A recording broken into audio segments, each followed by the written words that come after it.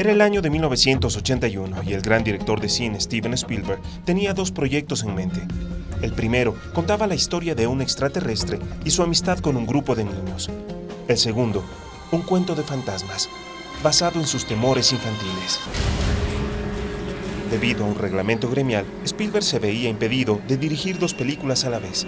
Escogió entonces a E.T., dejando en manos de Tobe Hooper a Poltergeist. A pesar de ello, y aunque Spielberg siempre lo ha negado categóricamente, varios testigos aseguran que fue él quien se encargó de rodar la película entera. Después de todo, fue él también quien escribió el guión. Los Freeling son una familia americana de clase media alta, y su escalofriante historia inicia de la manera menos esperada. Steve, el padre, trabaja como agente de ventas. Su esposa Diane es la perfecta ama de casa y también la perfecta madre de sus tres hijos, Dana, de 16 años, Robbie, de 8, y Caroline, de 5. Para el papel de la pequeña, Spielberg primeramente había pensado en Drew Barrymore, la niña de Sweetie, pero finalmente se decidió por Heather O'Rourke. El conocido director la conoció de pura casualidad.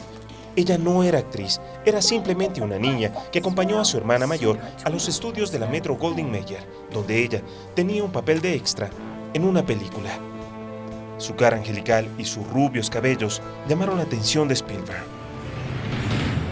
En 1982 se estrenó Poltergeist, una película llena de efectos especiales y una trama terrorífica. La historia de una familia que se traslada a una casa aparentemente ideal puso los pelos de punta a toda la generación de los 80, que durante un buen tiempo se negaba a ver la pantalla de televisión cuando ésta no estuviera sintonizada. La película recaudó $22 millones en todo el mundo y estuvo nominada a 3 premios Oscar. El éxito fue tal que se rodaron 2 secuelas más, pero detrás de esta película había una leyenda oscura. Incidentes en el rodaje y la muerte de 3 de los actores principales otorgaron un halo de misterio al film. Dominique Dunne fue la primera. Ella representaba el papel de la hija mayor de la familia Freeling. Fue asesinada por su exnovio 4 meses después del estreno de la película. El asesino, John Thomas Winnie, de 25 años, confesó haberlo hecho por sus obsesivos celos. Fue estrangulada, cayendo en un estado de muerte cerebral. Will Sampson, el gigante actor de raza india que en Poltergeist 2 daba vida a un chamán, vio su cuerpo invadido por un cáncer que lo aniquiló y lo llevó a la tumba. Julian Beck fue el otro actor que murió al terminar la segunda parte de la película. Representaba el papel de un sacerdote maléfico. Unas semanas después de finalizar el rodaje, tuvo que ser hospitalizado en una clínica de Los Ángeles. Murió de cáncer al estómago. Muchos aseguran que ya estaba enfermo durante la filmación. De allí su aspecto cadavérico.